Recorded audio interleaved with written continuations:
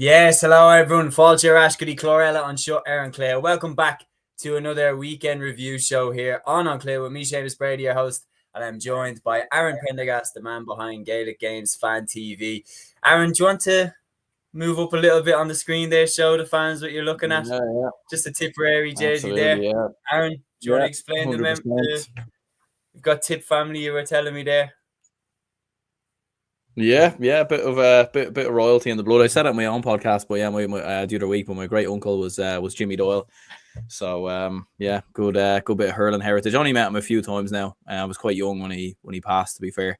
But yeah, a bit of Tipperary, bit of Tipperary in the blood. To be fair, look, I was kind of more aware. Like I got this jersey when I was doing a promotion a few years ago for the channel.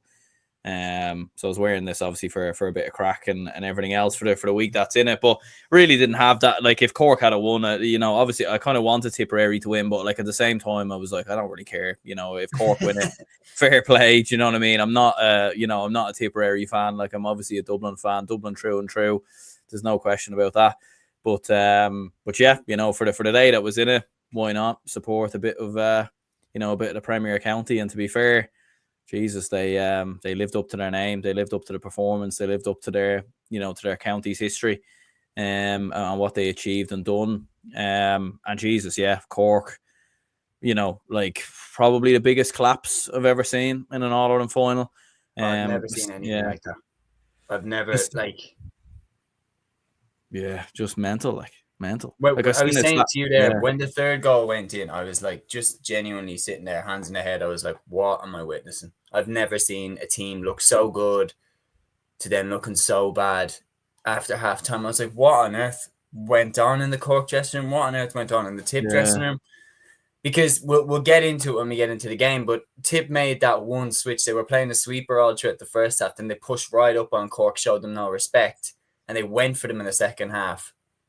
And just, it was like the minute Cork got tagged, once they had nothing for them in the second half. And I was like, okay, fair enough if your defense is open. But what happened to the attack? I was like, what happened to Hoggy? What happened to Connolly? What happened to Hayes? What happened to Darren Healy? What happened to Decky Dalton? Like all of these class hurlers who've been tearing it up all year, suddenly we're all off at the exact same time. Darragh Fitz couldn't get his hands on the ball. I was like, I couldn't believe what I was seeing. And to be honest, I did want Cork to win, I will admit, because A, we're really good friends with Matthew. Would have loved to see Cork win the All-Ireland for Matthew and for Dan, to be fair. But then on top of that, we'd predicted Cork to win. It's always good to have a prediction come true as well. Again, Tip are the underdogs. But again, Tip have only won the All-Ireland there in 2019. Cork haven't won it in 20 years. I always like to see a gap getting bridged. But by God, it just carries on. And we have the comments flooding in here, guys, which I love to see. We have here as well. We have plenty. This looks like you're trying to catch me out or something. So I'm just going to call you Dash Shell.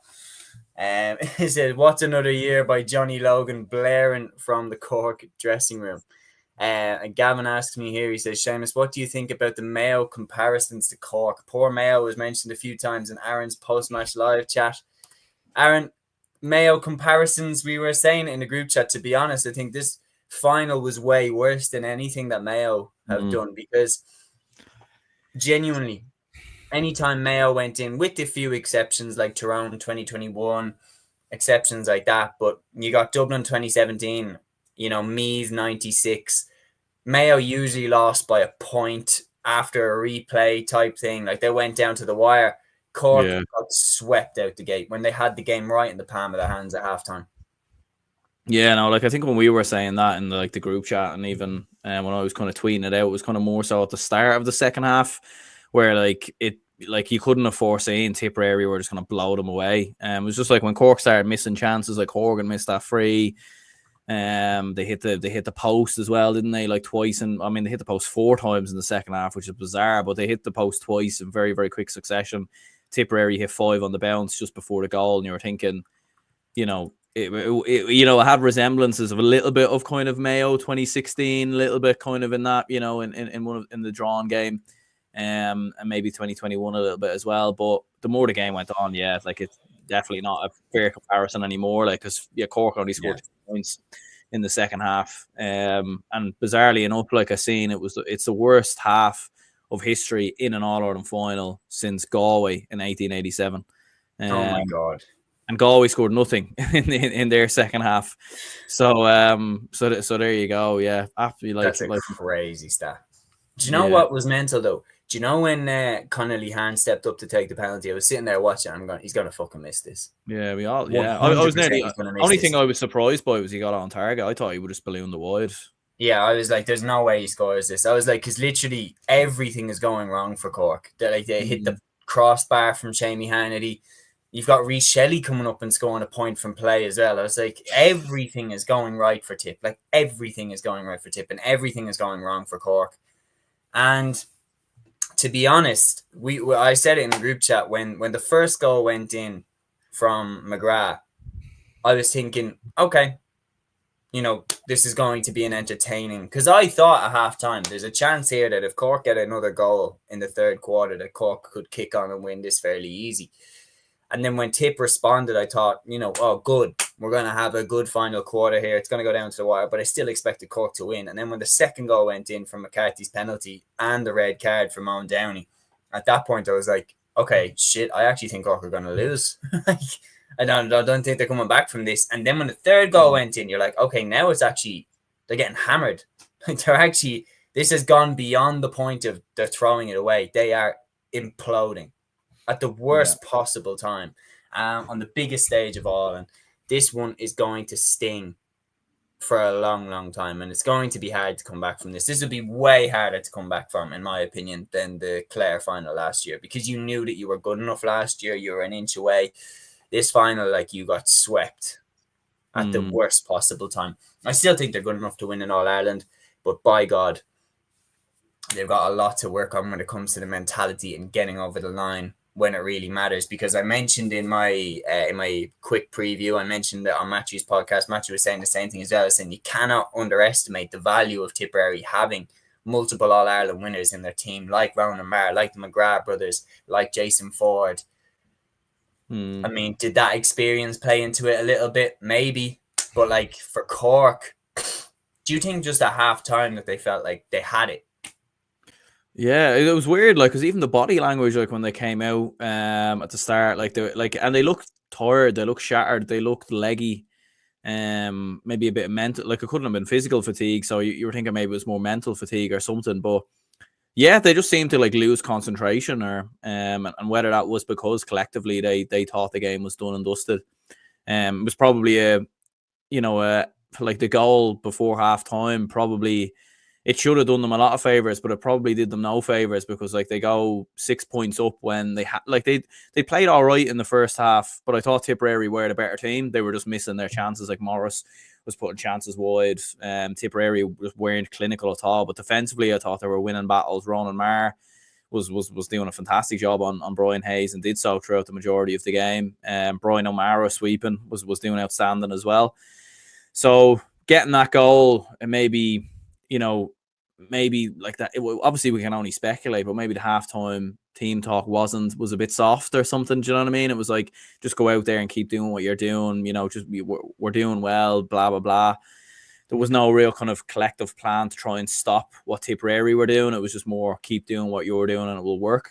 And then it didn't. Like it just fell apart really. Right from the start of second half, like with Horgan missing that chance from about 40 meters. You wouldn't see that too often. And they just completely capitulated. And Tipperary, and it was a weird one, because Tipperary took, there was like 5, 6, 7. It wasn't like they came roaring out of the blocks and got a goal straight away and Cork were on the back foot. Like Tipperary scored, I think, 5 points before the goal, but it was over like a 6 to 7 minute spell. And they also missed a good few chances in that spell as well.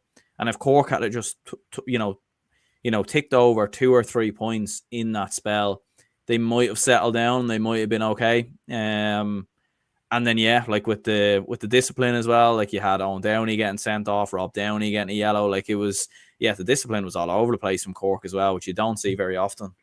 Yeah, you don't. And I threw that in the group chat. For those not in the know, myself, Aaron, Matthew, Liam, we all have a group chat where you're throwing in opinions mid-game. I said Owen Downey's going to get sent off. Well, when he got a yellow card, I saw him put in a pretty ropey challenge on John McGrath, got away with it.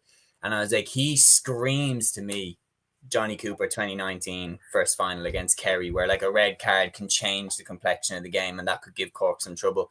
But he got sent off at the worst possible time when Cork actually needed the ship to be steadied. And a shout out to this guy as well. Sean O'Malley says here, I'd hate to be that Cork man who got the tattoo. Hopefully he can turn that 5 into a 6 next year. I mean, isn't that always a common trend? I mean, that's a universal language across every county. Doesn't matter what county you're from. Doesn't matter what club you're from. Doesn't matter what country you're from. There's always an absolute muppet that gets a tattoo like of All-Ireland champions or world champions or whatever sport it is. There's always someone who piles on pressure.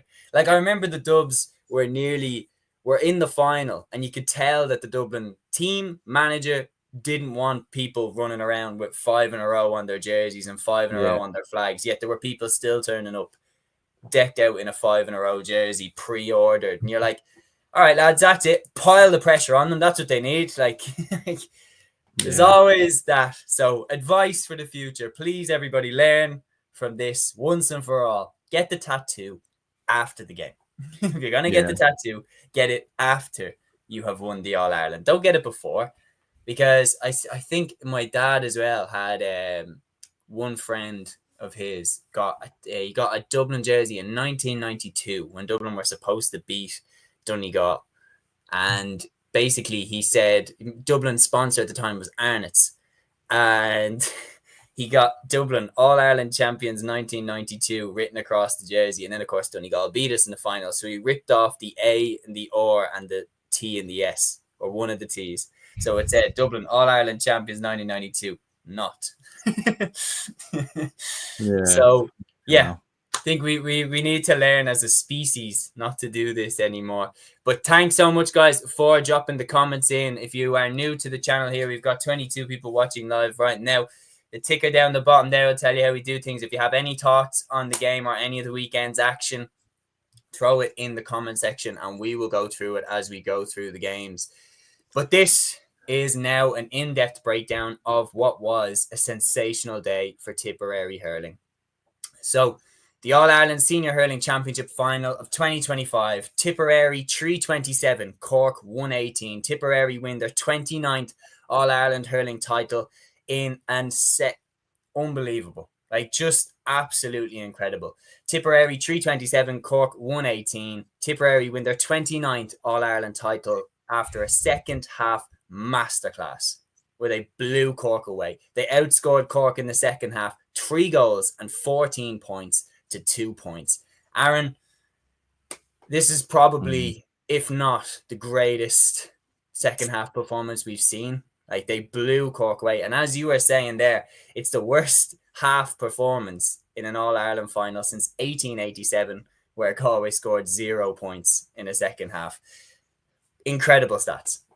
Yeah, mental. Like, just a tale of 2 different stories, and like it was phenomenal from Tipperary. And you have to credit Liam Cahill as well. Like, he got his tactics spot on. Like sweeping Brian O'Mara. Having him as the sweeper, getting more bodies back, like inside their own kind of 20-meter line. It cut the chances off for Cork. Cork really only had 1-2 goal chances in the entire game. They had the 1 goal that they obviously scored. They were obviously trying to force goal chances in the second half, but I wouldn't really say any of them were really clear cut. Like, you had the penalty, but generally, like, that was game plan number. That was the first part of the game plan, was because we know how good Cork are with goals. And then like they floated a lot of ball on top of Park Collins as well, which was obviously something they must have looked at.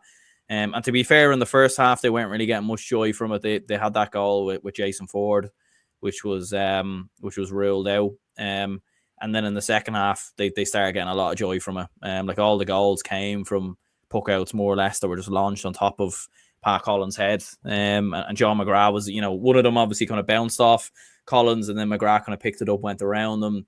But the third goal obviously floated on top of him. The second one, they worked the penalty. So Yeah, John McGrath did outstanding there. And it's mad, like Tipperary, I think had 15 wides in the game. So like they still missed a good amount of chances, a good amount of opportunities. And Darren McCarthy as well. Like what a performance. 113. Don't think he missed a free. He looks so calm, so composed. To think of the pressure that he was coming in, as well as a 19-year-old as well. Like, 2 red cards already this year. Missed a couple of chances against Kilkenny when he was on freeze. Jason Ford went on them. Like, I suppose for the fact he's only 19 as well, like to be able to have that kind of mental strength to put that behind you, produce a performance like that, get a goal, score a penalty, like absolutely phenomenal. And I think, all-star young hurler of the year, probably in the conversation maybe for hurler of the year as well. He's probably in there. I'd probably look towards John McGrath or Ronan Marr probably first ahead of him. But he's definitely in the mix. As well for me. Deserves to be on the show. Yeah, 100%. Yeah. I think it was just an unbelievable second half display. Like Scooby here says, 2 points in a second half of an All-Ireland must be a record. Tip were possessed today. Liam is back in the home of hurling, and Brian says Liam Cahill has won an All-Ireland at minor, under 21 and senior level. And when you look at where Tipperary were last year, hammered out the gate by Cork in Semple Stadium, a dark day for Tipperary hurling, and just 1 year later they sweep Cork aside to win their 29th All-Ireland title. Liam Cahill and his whole management team and that squad deserve unbelievable credit, praise and respect for that achievement. That is absolutely sensational as a turnaround. And that second half performance was one of the best performances in a half across Gaelic Games that I have ever seen. Yeah. I have it here about the second half. So, I mean, we'll look at it this way, right? So in the first half, Tipperary clearly were, cautious about Cork's goal scoring prowess. So Tip played that sweeper in the first half to kind of, stop. So Tip played that sweeper in the first half to kind of stop Cork's attack and goal threat. But Shane Barrett's goal on the stroke of half time seemed at the time like it could have been a decisive blow. Cork go in at half time, 116 to 13 points ahead. Then Tip in the second half scrapped the sweeper, pushed right up on Cork, showed them no respect, and the rest is history. First 10 minutes, Andrew Ormond and McCarthy pointed. Then John McGrath hits the back of the net in the 45th minute. The Morris shot, to be honest, Collins should have let that go over the bar. The minute he batted it down, I was like, oh, that's a mistake. And John McGrath, coolest man in Croke Park, to just tuck that home.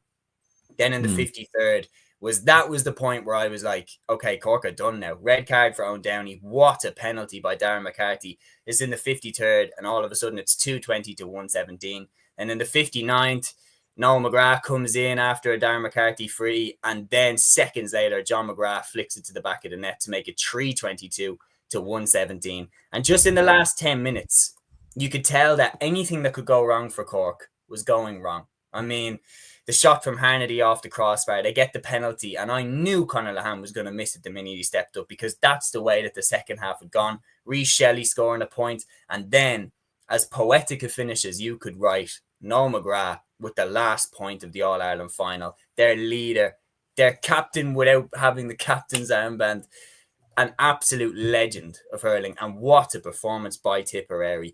I'm delighted for them. Delighted for their fans. That's the county where the GA began. Congratulations to everyone involved in Tipperary. Have a good night. Enjoy your celebrations. We're the All-Ireland champions for 2025, not just for this year, but for where you came from last year after losing to Cork in Semple Stadium. Delighted for you.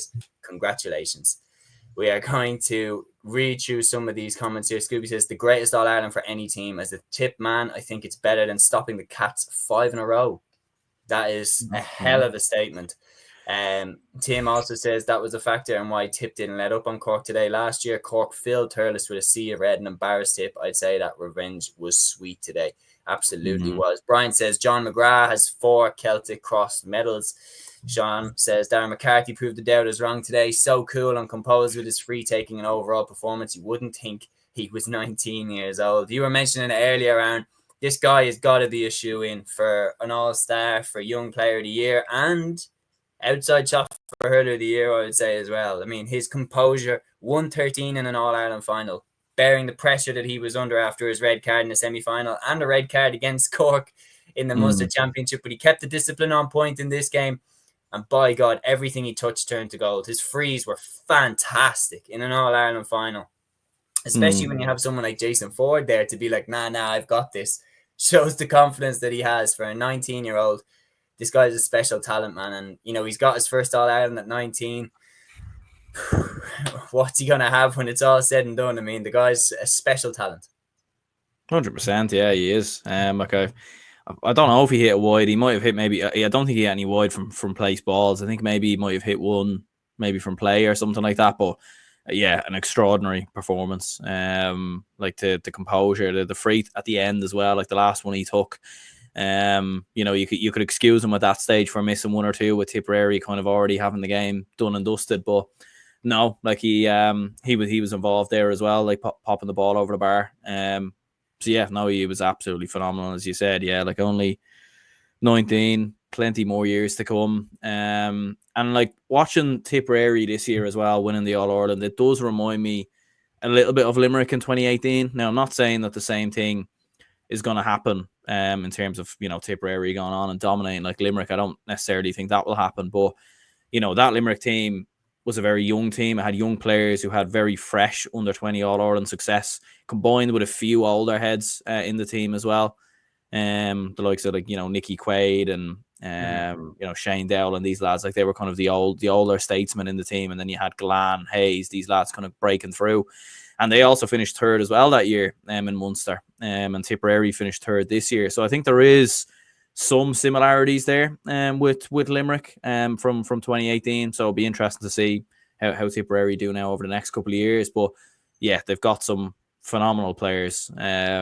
You know, and they found, I think for a good couple of years, you're always saying they're too reliant on John McGrath and Noel McGrath to bail them out. But now they just have that little bit more in, you know, Sam O'Farrell, Darren McCarthy, Andy Ormond, Oisin O'Donoghue, the young lads kind of coming through. So positive signs ahead for Tipperary. And yeah, you'd say like with a player like Darren McCarthy, they're you know, you'd be very confident he wins, you know, 3-4 All-Irelands probably before it's all said and done, if not even more. Oh, for sure. And like you think about as well, talented players that they didn't even have this year. I mean, the one that jumped out to me at one point of the year when I was like, oh yeah, he hasn't been playing this year, Garrod O'Connor. Yeah. I was like, oh yeah, remember him who was class in the Fitzgibbon Cup and was unreal whenever he went out on the field for Tipperary? Yeah, he'll probably be back. I mean, just they have an unbelievable amount of talent at their disposal, and to bring in the players that they brought in, like Noel McGrath, like Seamus Kennedy, you know, that experience. And then Oisin O'Donoghue comes in, you're like, you don't even need to do anything here, mate. It's already done. And when they brought on Oisin, I was like, I wouldn't be surprised if Oisin gets a fourth goal, same way he did against Kilkenny. And I mean, Brian says here, I can't speak highly enough of Ronan Maher. What a leader and a captain. Scooby says, Willie Connors deserves some credit, was immense in the second half today. Buried his uncle 2 weeks ago. A great hurling man. I actually did not know that. I have to be honest. I didn't know that that Willie had lost someone in his family. Like, I mean, again, that speaks to the character. So obviously, massive condolences to the Connors family and anybody who was affected by that. But by God, there's a lot of talent. There's a lot of, you know, charisma. There's a lot of character in that Tipperary team. I mean, Donald O mentioned it before the game about Noel McGrath. Like, people forget, like, Noel McGrath had cancer. And he came back from cancer. He's still playing 10 years later, winning an All-Ireland 10 years later. If that doesn't tell you what this Tipperary team is made of, I mean, as well, though, we do have to talk, because let's be honest, we do have to talk about this. As good as Tipperary were in the second half, Cork were terrible. What the hell happened? Like 116 to 13 points, I was thinking, there's no way Cork don't win this game. What the hell happened?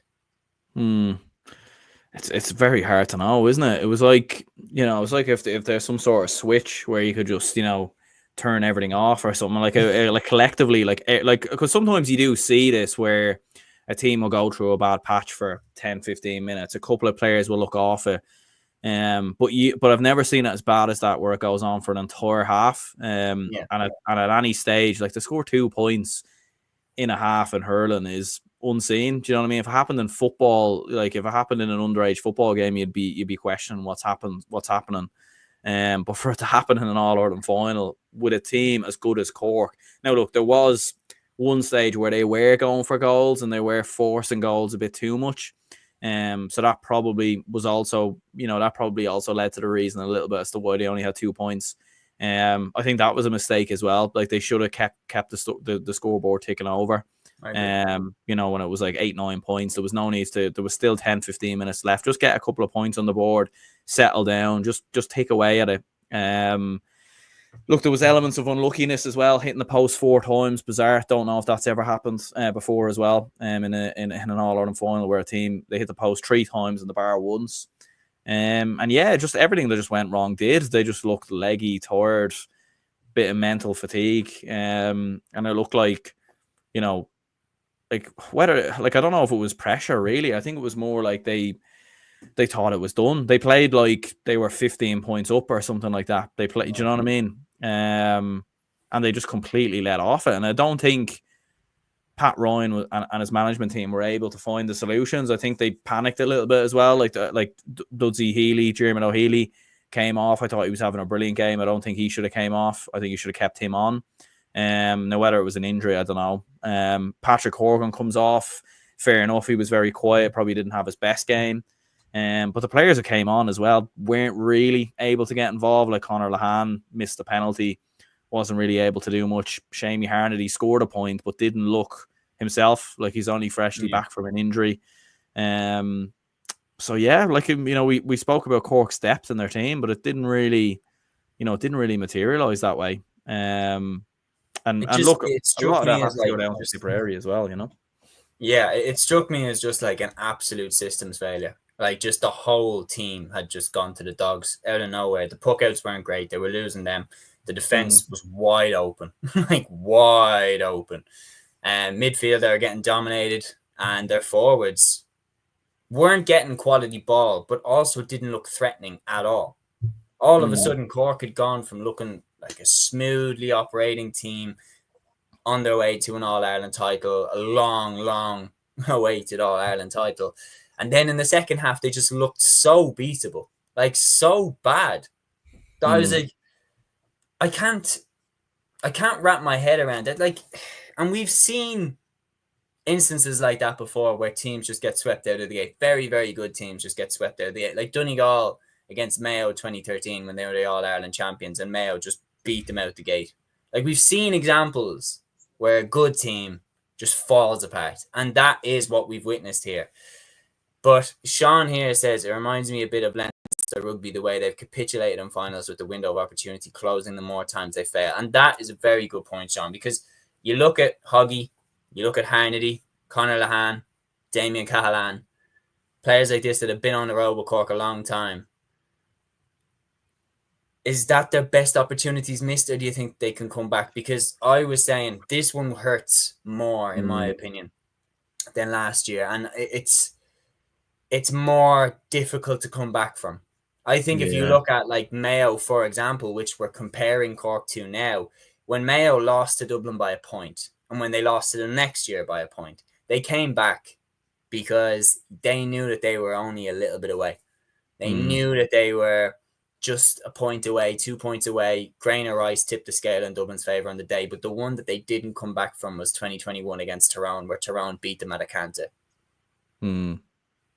Cork came back last year when they were so close, extra time. I still maintain that Robbie O'Flynn shot goes in, that Ava Quilligan saved. Cork win the All-Ireland last year. But this, you're miles off it. And the scary thing is Tim is saying it here, like, whatever about how Noel McGrath is important, John McGrath is obviously vital today, Jason Ford has been vital all year, but this TIPP team, the trajectory is up. Because Darren McCarthy, Oisin O'Donoghue, these lads are 19, 20. Like, this TIPP team is going nowhere, and we could be in for a dynasty. And I'm not just being, in the moment, getting carried away with it. This TIPP team has the potential to dominate for years to come. Yeah. And I like, did they win the under-20 All-Ireland this year as well? Yeah. Yeah, so they've even more players coming through there as well. You know, that probably aren't even in the panel at the moment. But yeah, like in terms of Cork, like it's an interesting one. Like I seen Dan Casey's post on TikTok saying that, you know, he's very, very confident Cork will come back next year and all that. And it's like, I get it. Like they are good enough, definitely, to come back and win the All-Ireland next year. They have the players. There's no doubt about that. They have the talent at their disposal. There's probably going to be more younger players coming through Cork as well. But you do look at it and think there could be a few retirements there. Pat Horgan could potentially go. Shamie Harnedy, maybe. Do you know how much longer has Shane Barrett got? Like there's a few players there who potentially could, and especially after a defeat like that. You know, there's players even that could opt out as well, you know. And it's a difficult one for Pat Ryan because everything's been so right throughout the entire year. You don't want to flip up the script as well. Like I've seen some people on Twitter saying, get rid of Owen Downey, Rob Downey, get rid of this player, that player. And I think that's just a little bit hyperbolic and jumping too far. Because the core of the players are there. You have great, you know, Conor Lahan, still a fantastic player to come off the bench. You know, and you've got obviously other lads, Robbie O'Flynn, these lads as well. Within time should, you know, probably get back to the standards they're playing for Cork. So, but it's just that mental thing again. Like it's always going to be in the back of their heads. Like if they get back to an All-Ireland, they could have the most unbelievable year again next year. Breeze the league, breeze Munster. And I know they didn't do that. Like Munster, they won on penalties. But let's say if they just won every game at a canter next year up until the final, that is still always going to be in the back of their heads, and it's also going to be there for the teams that are playing them as well. So, like, you know, if it's Clare in the final next year, TIPP, Limerick, whoever it might be, maybe Galway, Kilkenny, no matter the team that it is, they'll have in the back of their heads that this Cork team are, you know, could be mentally frail, and could capitulate at any stage. So not to, you know, always to kind of stick with them. So. Yeah, it's going to be tough, and like history does suggest as well. Like when you look back through history of teams in Gaelic football, back through teams in hurling as well. Like it's, you know, there's a few of them that do eventually make the breakthrough, but there's a lot of teams that don't. You know, a lot of teams do. You know, even look at the Galway footballers, like 2 All-Ireland finals in the last 3 years. Now they've lost in the quarters this year. Like it's, you know, it was always going to be very tough for them to come back after last year. And you feel like it could be the same again for Cork. And like when you think about it as well, look, Clare probably having won it last year, had a bit of an off year this year. They're going to be back next year, no doubt about that. Limerick are going to be in the mix. Tipperary are going to be in the mix. Waterford are going to improve. You know, what's going to happen with Kilkenny? What's going to happen with Galway? Dublin are getting better. Like, so it's, you know, like Cork will be in the mix, but winning the All-Ireland next year is not a guarantee. And there's no guarantee that Cork come back. You know what I mean? So I think this was the chance, you know, to kind of get the monkey off their back and then see what happens. Oh, it was. And the thing is you have to collect in the here and now. You have to get over the line. You really, really do. Gaelic guy here says, I see a reality where Cork don't get out of Munster. Bizarrely enough, it's not bizarre. Like the All-Ireland champions didn't get out of Munster this year. Yeah, Clare didn't get out of Munster. Look how good Clare are. And they didn't even get out of Munster. Look how good Waterford are, and they didn't get out of Munster. Like, Munster is the most cutthroat competition, in my opinion, that we have in Gaelic games. It's just like you lose one game and you're kind of fucked. Or you need then to like save yourself. And the thing is I really buy into kind of journeys, and I know the TIPP obviously went on one, but Cork have felt like they're on such a crest of a wave from when they saved themselves against Limerick last year. Because it felt like Pat Ryan, remember at the time, it felt like if Cork didn't get out of Munster last year, it felt like Cork would have got rid of Pat Ryan at that time. Yeah. And then when they won that game, his job was saved and they ran all the way to the All-Ireland final. But then, even though they lost that, it was clear that Pat Ryan was the right guy for the job. So I thought when they were back here again this year, against a team that they had beaten out the gate the last 3 times that they played them. If you were to tell me that TIPP would have beaten Cork 327 to 118, absolutely crazy. And like, if you said the TIPP were going to win, fair play. But nobody predicted that TIPP would batter Cork. Nobody. I won't hear it. Nobody would have predicted that TIPP would have annihilated Cork the way that they did. Nobody would have seen that coming. And the thing is Cork had shown that they could batter people. I was saying on the way in, I think I said it to Matthew, that I said either TIPP would win narrowly, Cork would win narrowly, or Cork would win easy. That was the only three ways I saw it going. I didn't see TIPP winning easy. No. It's just an absolutely outrageously good performance. And yeah, look, one of those performances for Cork where just in the second half, everything went wrong. Do you know what? There's a similar example that's just came to my head. Limerick 1994. 10 minutes to go, they're 5 points up, and then Offaly score 2 goals and end up winning by 6 points against the Limerick team that had the likes of Kieran Kerry, Dave Clark, Gary Kirby, like legendary players. And Limerick, similar enough in the 90s, were on the hunt for an All-Ireland for years. And 94 felt like the year that they were finally going to do it.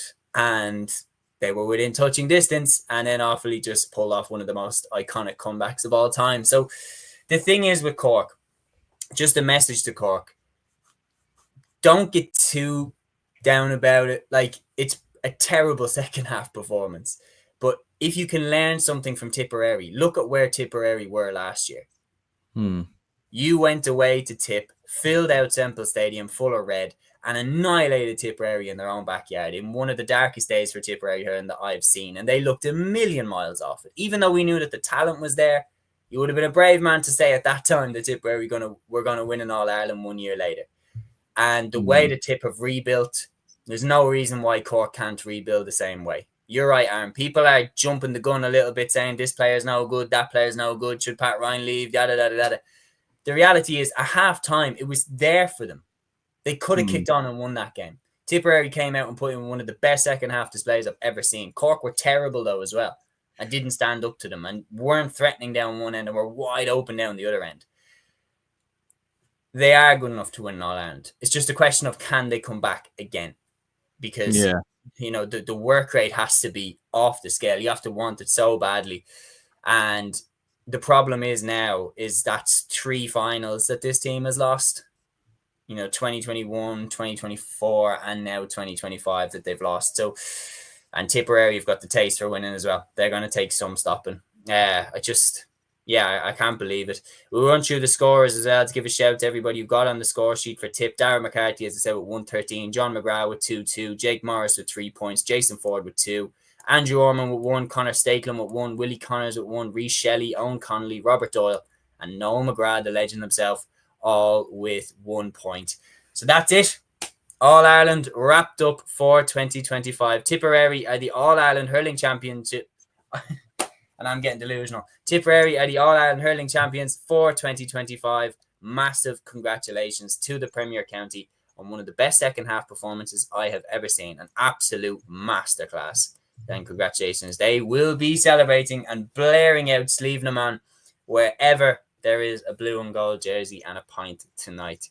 We are going to move then on to the LGFA All-Ireland Senior Football Semi Finals. I was at both of these games in O'Connor Park, Tullamore, and let me tell you, both of them were hugely, hugely dramatic affairs. Starting with this one, unbelievable game. Meath are back. Meath get revenge on Kerry in an incredible game in O'Connor Park. 2-12 to 1 goal and 9 points. And they really set their stall out. Kerry Cole got an early goal from Meath. And their tenacity, their work rate across the field was unbelievable. Even when Daniel O'Leary got a goal for Kerry in the second half, Meath responded with 1-2 of the next 1-3. Sarah Wall getting Meath's second goal. And when it was going down the home stretch, Meath held Kerry scoreless for the final 8 or 10 minutes or so. And they kicked on. Emma Duggan, Shauna Ennis getting on the score sheet, pushing Meath over the line. And I have to say, their tenacity was ferocious. And they really, really reminded me of what they looked like in 2021 and 2022. And now they're going into a final against the Dubs. What a final we have on our hands here. Yeah, absolutely. Yeah, like huge win for me. Like I didn't get to see any of the games last night, but I did catch the highlights and everything else. And yeah, like huge for me. I mean, to think of the last couple of years, like there's obviously been a lot of changes and problems behind the scenes and everything else. They've lost players as well. Like some players have gone to Australia, then came back. Obviously with Vicky Wall. But yeah, huge to beat the All-Ireland champions. To think it was Kerry that ended Meath's reign, wasn't it, a couple of years ago? Yeah. And now Meath have gone and kind of done the same to Kerry. And yeah, like really after that goal from Kerry Cole, Meath just kind of kicked on after that. And kind of dominated the game. And as you said, we're able to kind of close the game out. Emma Duggan with 5 points, Marion Farrelly with 2 around midfield as well. So yeah, huge for Meath football. It's obviously been a great year for Meath overall with the men's team. Now the ladies are back in the All-Ireland final as well.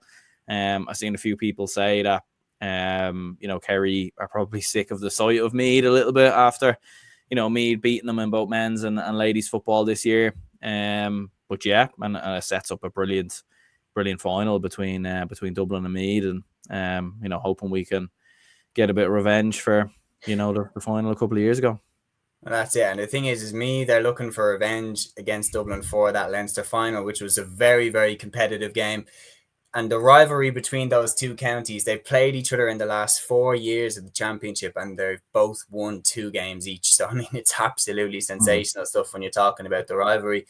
And the thing is, as well, is Meath's defence was absolutely superb. Sarah Wall, who was centre half back, she got player of the match. Avian Cleary, who was right half back, she came up and kicked 2 great points. They really, really did a good job, I thought, on Danielle O'Leary as well. Yes, she got a goal for Kerry, but she didn't get any points. Their defending on her was really, really good. Absolutely delighted to have them back. And I mean, I thought maybe we were seeing them drop off slightly. The thing is Meath had lost the Leinster final to Dublin and then topped the group, which included Armagh, Kildare. And maybe that should have been the sign that they were, meaning business this year. But this is by far the result of the championship. To see the All-Ireland champions knocked out, it's unbelievable stuff. And what a final we have in store for us now. I have no idea who's going to win that final. I'm not even going to try and predict it yet. I'm going to give myself a bit of time to get some notes done and everything like that. But the key part was how Meath responded to that goal. Because I have to say, the key stage was how Meath responded to Kerry's goal. Because Kerry, early in the second half, get that goal from Danielle O'Leary. And you're thinking, are Kerry about to rack up, 2, 3, 4 scores now and push further ahead?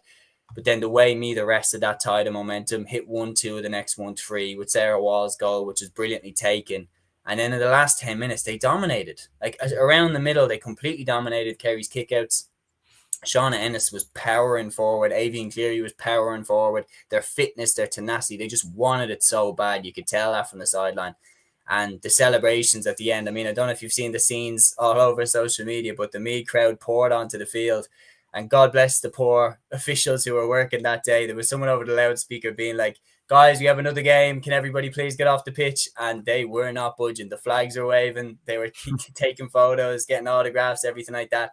The buzz around the Meath team is serious, and they're going to take some stopping in that All-Ireland final now. Congratulations to them. Sensational victory. As for Kerry, I mean, we're talking about All-Ireland champions being dethroned. The reality is, man, like, they were hit hard when it came to players not being in the team. So obviously Louise Nieverhertig retired straight after the All-Ireland final last year. Emma Deneen also announced she was taking the year out. Hannah O'Donoghue did the same thing. And then Kaylee Cronin at the end of the league campaign is announced as a signing for Australia, where she goes down to join Julie O'Sullivan, who's another player who, in my opinion, would start for the Kerry team. And Paris McCarthy's another one they've lost over the last couple of years to basketball. And while you can look at the Meath side and say Orla Lally, Stacey Grimes, players like that have been massive for them over the last few years, I think Kerry were harder hit when it came to players who weren't there. And that definitely, in my opinion, contributed to why they have lost their grip on the All-Ireland title. Yeah, absolutely. Like, they've lost some key players, Hannah O'Donoghue as well. So they've lost some kind of big players have obviously left the team. And I think last year was probably like, the last kind of hurdle for some of those players to kind of get the moment, obviously for the likes of Louise and whatnot. But yeah, it just shows how, like, between Dublin, Meath, Kerry, Galway have obviously been close the last couple of years as well, and we'll get onto them with their performance yesterday. So yeah, like, it shows how ultra competitive it is. But look, Kerry will be back. There's no doubt about that. All-Ireland champions last year for a very good reason. But the credit has to go to Meath for the players that they've obviously lost as well, like Emma Troy and a few others. And they're still taking along, bringing through other players, Kerry, Cole, and a few others. So big win for the Royals. Absolutely, and they will play in the final against the Dubs. Dublin 3-14, Galway 2-14 after extra time in O'Connor Park. I was there for this one, and this one was just a true arm wrestle. They were literally just going score for score. I mean, it was very rarely more than 2 points between the teams until extra time. They were level at halftime, level at full time as well. It looked like Andrea Trill had kicked the winner for Galway. Hannah Tyrrell's penalty goal was keeping Dublin in the game for a period. And then Hannah Tyrrell herself steps up, lands that free right at the end to send us to extra time. And it was that period in the second half of extra time where Carla Rowe gets an amazing back heel flick goal, followed up shortly after by Kate Sullivan also hitting the back of the net. That pushed Dublin a good bit ahead. And then even though Galway made Dublin sweat at the end with back-to-back goals from Andrea Trill and Olivia Divley in the dying minutes, I all of a sudden was very, very nervous about the next play. Galway had just left themselves too much to do with too little time left on the clock, and Dublin held on. A sensational semi-final. Galway had won 14 games in a row coming into this one, but for Dublin to knock them out and get revenge for last year, it's pretty sweet, and we're into the All-Ireland final. Yeah, 100%. And as I was saying, I was out last night, so I was kind of keeping an eye on the score. And you're kind of thinking it was a little bit nervy at times. It was looking like Galway are going to do it, and then you're like, right, Dublin look home and hose, and then you check it again, and you're like, what on earth? 2 goals in the space of a minute, and you're like, this is getting a little bit nervous, a little bit cagey. But yeah, no, fair play to to both teams. Big win for Dublin, obviously, with what happened to Galway last year. So it was massive for Dublin, obviously, to get over the line there. And yeah, as you said, Hannah Tyrrell, so often the clutch player, she was in the final a couple of years ago. 1-6 from her. Carla Rowe at 1-2. Kate Sullivan with 1-1 as well. So yeah, Dublin are in the mix. And between Dublin and Meath, it's very, very hard to call, as you'd say. It probably maybe edge it towards Dublin ever so slightly. But it's very, very hard to call. And no, looking forward to the final. Might go to the game. Although I do think it's on a weekend, my girlfriend's birthday, so I probably won't be able to go, unfortunately. But I'll definitely, we'll definitely be watching it. And yeah, it's going to be neck and neck and drama and everything else, as it so often is between Dublin and Meath. Oh, it is. It's in terms of attendance, I think may have got the best final pairing, because I think when you look at the game in 2021, that had a serious buzz about it. I think that was, I don't know exactly, but I think it was right up there as one of the most watched LGFA All-Ireland finals of all time between Dublin and Meath, because 2 massive fan bases there. And you've seen as well at full time when the fans came onto the pitch and stuff, you're like, there's a serious support base there for the Dublin LGFA team and for the Meath LGFA team. And the fact they're meeting in the final, we saw it in 2021. It was COVID times, so the crowd was only limited to a certain number and everything like that. And that definitely did impact how many people could go this year. The gloves are off. We'll see. And I look at the 2019 record. I think the record for an All-Ireland LGFA final is something like 54,000. I think if there's a final pairing that can break that record, that was Dublin against Galway that year. If there's a final pairing that can break that record, I think it's Dublin Meath, to be totally honest with you. And you look at the 21 final, Dublin will want revenge for that day. Even though they beat Meath in Leinster finals and everything like that, the All-Ireland would really hurt them that they lost that day. And Meath want revenge for the Leinster final too. So we have a hell of a final ahead of us. Peter here says, Seamus, what happened with Rowe and the Dublin management? Looked like she had a strop and had a go at them when she was taken off. Very bad looking. To be honest, I didn't actually see that. The incident with Rowe, I honestly don't know. I did notice though that she was taken off a lot earlier, so she wasn't listed to start. Then she started, and then they took her off before the end of normal time. And I remember being quite surprised at that. And then they put her back on for extra time, and then she got her goal, and she was crucial going down the home stretch. You could tell that's a player who knows how to get over the line.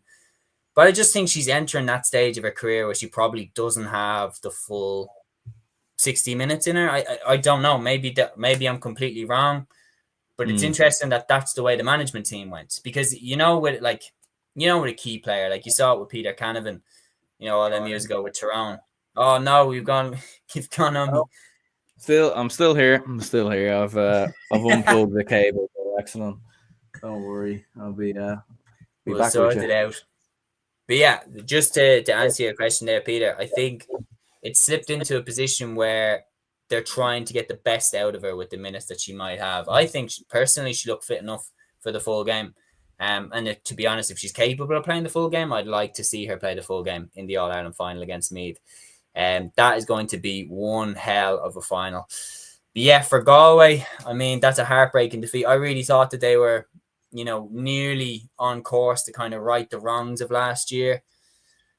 Like, as I was saying, they're on 14 wins in a row, Connacht champions, Division 2 champions. It would be sensational stuff if they were able to do it, but not this year. And that is where their season ends. Dublin Meath in the All-Ireland final. Quick preview. What are you thinking for that? Very, very hard. Look, I'll back ourselves to get over the line. Our record against Meath in recent years has been a lot better, ever since the 21 All-Irelands. So I think we can do it. I think we do have enough. I think we've got a little bit more in terms of attack as opposed to Meath. I think we've got just a few more kind of options. So I reckon Dublin will shade it, but it's a very, very hard one to call. Oh, it certainly is. I picked against Meath in the semi-final, and then I saw their tenacity and their work rate and their hunger. But I've seen Dublin beat Meath too many times since that All-Ireland final in 2021. Dublin have beaten Meath then more or less every time they played against each other. So for that reason, I'm going to go with Dublin. But then again, I just witnessed TIPP beat Cork after Cork. So nothing really adds up in Gaelic Games terms. Before we talk briefly, I'm gonna ask you one question as well. Who is shoe-ins for All-Stars? But before I do, I'm gonna give a quick shout to the two Prem Junior Camogie semi-finals. So we had Laois beating Wicklow 4-15 to 3 points. I mean, this game wasn't a competition at all. Laois simply are too good for this level. Amy Collier with 2-5, Emer Hassett with 1-3, Susie Delaney with 1-2, Rania Delaney with 2, Kirsten Keenan with 1, Kaylee O'Keefe with 1, and Amy Daly with 1. They absolutely annihilated Wicklow at Breffni Park. While in the other semi-final, Armagh also canted to a victory over Roscommon, 217 to 1-8. A dominant Armagh display. Rachel Merry with 10 points, Sinead Quinn with 1-3, Emer McGeary with 1-1, Ciara Hill with 2, and Karina Doyle with 1. I'm going to go with Laois to win this final. They beat Armagh fairly handy when they met earlier in the year. But yeah, what would you be thinking? Would you be backing Laois? I mean, they did beat Armagh fairly handy earlier in the year, and looking at that victory over Wicklow, that's an intimidating scoreline. Yeah, I mean, like what, 4-15 to 3 points. 3 points. So yeah, no, you'd have to be like my knowledge now of Camogie at this level would be very few and far between, if I'm being brutally honest. But yeah, with Laois racking up a scoreline like that, who can bet against them? And to be fair, Laois is a county that needs to be winning something at least. So we'll give it to them. Okay, final little debate, and I want everybody who's still watching to get involved in this one. Just throw in your names here. We're going to start to talk All-Star shoe-ins. So I'll give you 5. So Aaron, 5 players from the All-Ireland hurling season that you think after are shoe-ins for All-Stars. They have to be there. Okay. I'll go with John McGrath, Darragh McCarthy, Ronan Marr. I think Ree Shelley as well. I think gets one. Probably nearly would have had Pat Collins up until today, but I think after today's game, I think you'd go with Ree Shelley. After that, then I'm trying to look at someone else outside of Tipperary because I don't want to just mention all Tipperary players. In terms of I still think Brian Hayes gets one. I know he had not a great game, but look, he was the favourite for Hurler of the Year before today's game, so that obviously shows how well he played. So, yeah, I'd go with them 5. Yeah, 5 is very interesting. Peter here says John McGrath, Hayes, McCarthy, Cahill Mannion, and Ronan Hayes from Dublin. Very, very interesting shouts. Me personally, I like John McGrath. I like Cahill Mannion. I I also like Owen Connolly from TIPP. I think Rhys Shelley has to be the keeper. Yeah. Did I say Sean O'Donoghue? Don't think you did, no. You can make a case for Sean O'Donoghue as well, but did I say Ronan Marr? So I think so, yeah. Okay. But I suppose, if we went with, because Owen Connolly obviously plays a 3, so does Sean O'Donoghue. So he'd probably I think Connolly, I'm happy to go, but then do you know who else was fantastic this year? Hugh Lawler was brilliant. Yeah, I think Hugh Lawler I think was he really, needs to really get good. in there, yeah.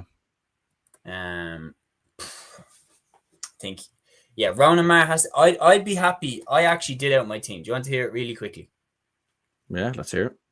Okay, are you happy to go for All Stars now? Yeah, let's do it. 100%. Okay, let's go. All right, let's do it. So I'm going to type it out now. So anybody who stayed to watch, thank you very much for joining us, and we are going to give you the All-Star team right here, right now. You know, like the official thing, you have to wait till November. We're giving it to you right now, right here, before the Sunday game even begins. And maybe that means that we'll get it wrong, but who knows? And I want action in the comments. I want everybody showing in who they think. We have Darren McCarthy, Young Player of the Year. Honourable shout to Hedgehoe for his goals this year. Great shout there. Yeah. Ronan Marr, Player of the Year. Ronan Marr, defo. Ronan Marr, Alan Connolly, Brian Hayes, John McGrath. Very, very interesting shouts there. Peter also says Mossy Keown or TJ Reid. There's plenty. But anyway, I've done out my draft of a team. So let's run through it.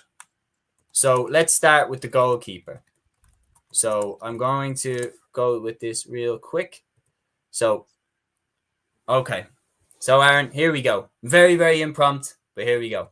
The All-Clare Hurling All-Star Team of 2025 recorded on the day of the All-Ireland Hurling Final, where Tipperary absolutely put on a masterclass in the second half to beat Cork. So with that fresh in our mind, we're going to go through the All-Stars for 2025. Aaron, let's start with the manager.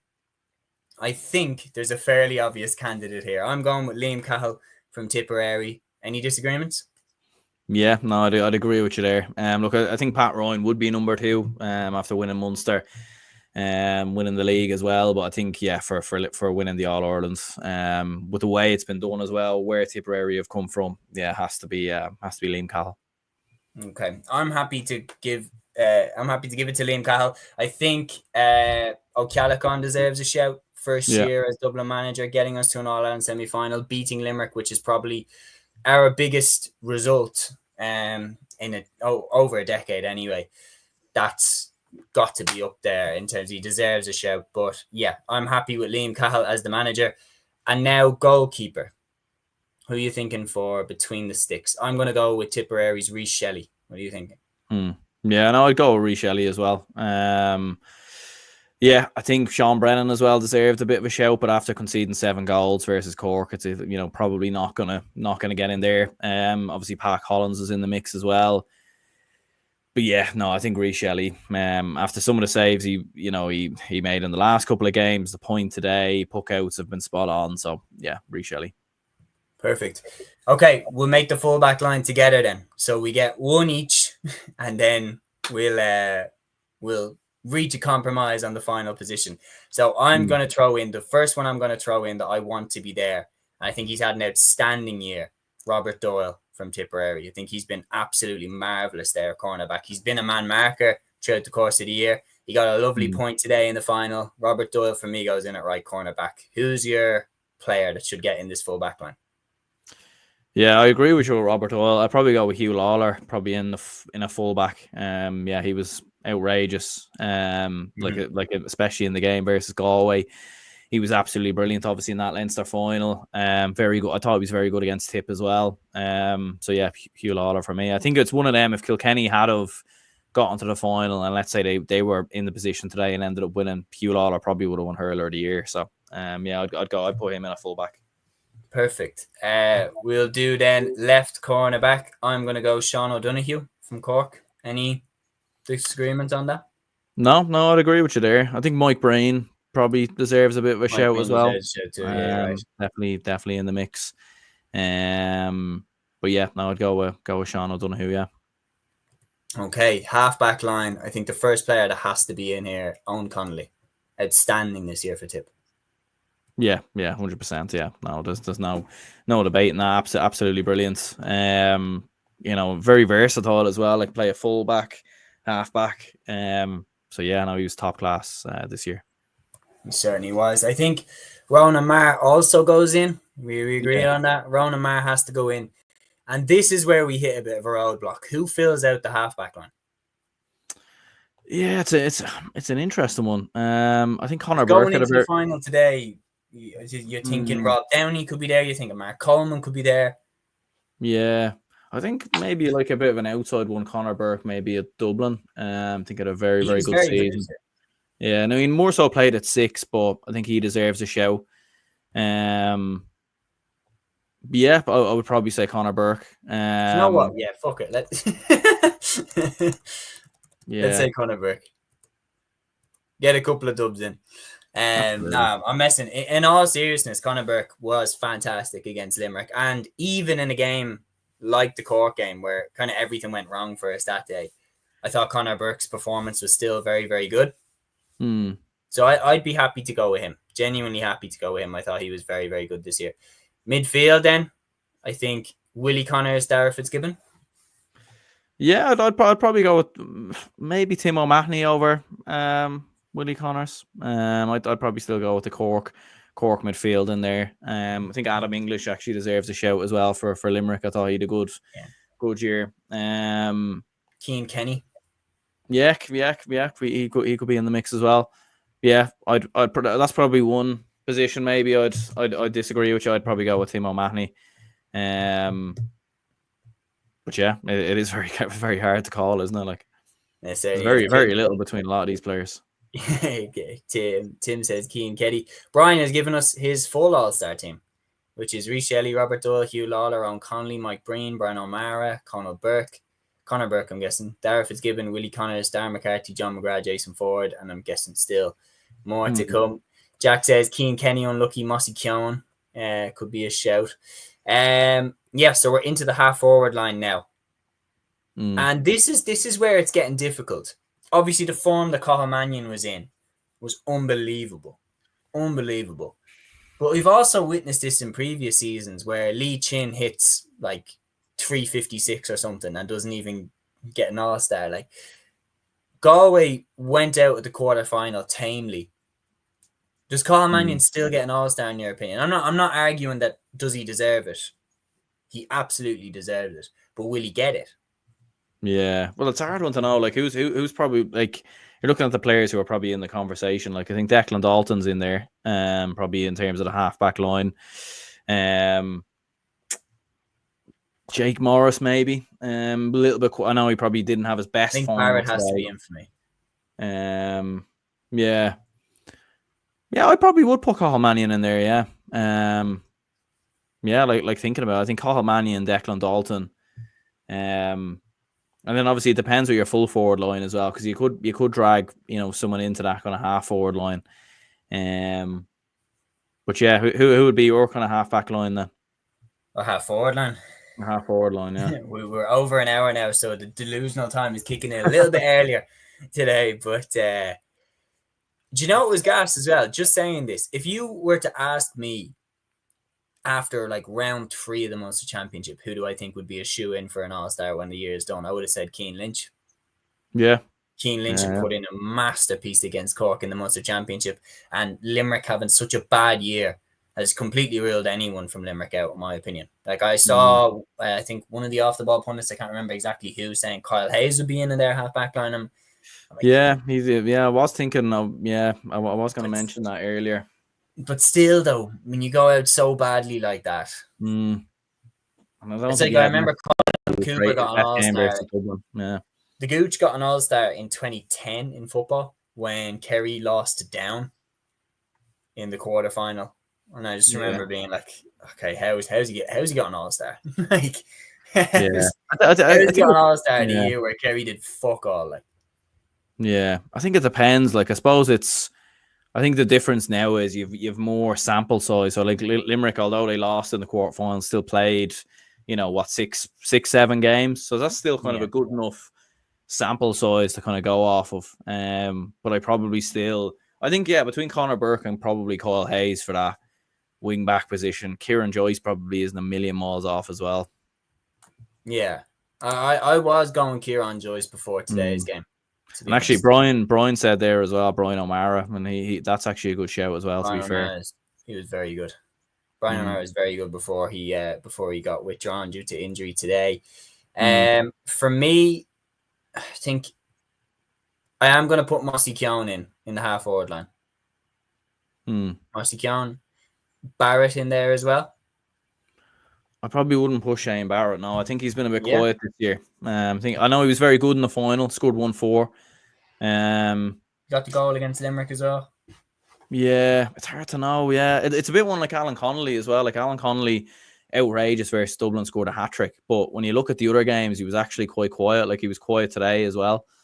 So yeah, no, like I think it's a hard one. Like full forward line, I'd probably go John McGrath, Darren McCarthy, and then Brian Hayes, and then Mossy Keown,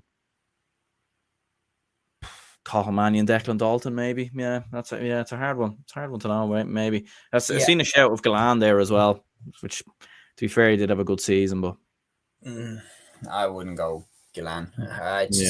I'm like, Limerick were so shit against Dublin. I find it hard to give them all-stars. Do you know what I mean? Like they played like they were out on the beer the night before.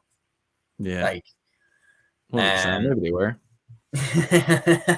You never know. Free night out in Dublin maybe, but genuinely, like, okay, this would be my 6 forwards then. Kind of made my mind up. Jake Morris, Cathal Mannion, Mossy Keown, Darren McCarthy, John McGrath, Brian Hayes. And I feel bad leaving Cian O'Sullivan out from Dublin. I thought he was really, really good. Sean Curry as well was really good for us all year. I think he deserves a shout. But Brian Hayes, as you said, up for Hurler of the Year before the final. And to be fair, he won the penalty going down the home stretch. He didn't really stop. So yeah, I'm happy enough with that. So that makes our team. So if I have this correct, so that makes my team. And do you know what? I've already made my mind up. I'm going to ask the lads. I'm going to ask Matthew. I'm going to ask Liam if we can all jump in a call or something. I don't mind on whose channel, but if we can figure out someone's channel, I'll jump in for an All Stars episode together and debate it and make the team together and everything like that. Yeah. That would be pretty cool to do. But my team, going into that debate, my team will be Rhys Shelley, Robert Doyle, Hugh Lawler, Sean O'Donoghue, Conor Burke, Ronan Maher, Owen Connolly, Willie Connors, Dara Fitzgibbon, Jake Morris, Cathal Mannion, Mossy Keown, and then a full forward line of John McGrath, Darren McCarthy, and Brian Hayes. Young Player of the Year, Darren McCarthy. Fairly happy with that. Hurler of the Year. Yeah, I'd probably go Ronan Maher. I was actually thinking there, like I was just looking back at scores and everything. I think I'd maybe put an Adam English in the team. Maybe he could potentially squeeze in. I know we're saying no Limerick players, but I was looking at scoring and he actually kind of did rack up like quite a high score. But in terms of Hurler of the Year, I'd go Ronan Maher. Between Ronan Maher and John McGrath, it's a difficult one. Maybe McGrath slightly. A very, very difficult one. I might change my mind tomorrow. I'll give it to Ronan Maher for now, but I'll sleep on it. Yeah. And we'll do that episode, and then maybe I'll have changed my mind. Stockroom Tim here says John McGrath. And the thing is that you can't overlook turning up when it really mattered. And by God, did he turn up when it mattered today. Unbelievable stuff. But anyway, that is the episode. Really, really enjoyed that episode. Big thanks to Aaron for jumping on. Big thanks to everyone that commented. We had tons of comments in that. From Brian O'Riordan, from Sean O'Malley, Peter Griffin, Stockroom Tim, Dash Shell, Shawnee K, Gavin O'Reilly, Faithful Podcast, also known as Liam White, Scooby, PJ Nugent, Rudders38, Denise A2, and Gaelic Guy 24. Guys, thank you so much for commenting. Thank you so much for engaging with the pod. That made it a really, really enjoyable one. We've given you a hint of our all-star team, but that episode will come up soon. and we will have news as regards to whose channel it's going to be on. Maybe it'll be on Aaron's, maybe it'll be on mine, maybe it'll be on Matthew's, maybe it'll be on Liam's, the Faithful Podcast. Of course, he's launched his own pod now. Aaron, we'll play a game or something. We'll do like a random generator or something for whoever has to host that. Yeah, absolutely. But yeah, I'm looking forward to it, man. Congratulations to Tipperary, All-Ireland Hurling Champions for 2025. And we also have our All-Ireland final for the senior LGFA, which will be Dublin Meath. Not a bad weekend in Gaelic Games. We'll be back here next weekend, 8 p.m. for another weekend review show where we'll be talking about the winner of Kerry against Donegal. Another bumper weekend to look forward to. Until then, enjoy the weekend. Enjoy the celebrations and the beer if you're from Tipperary. We will see you all next weekend. Take care.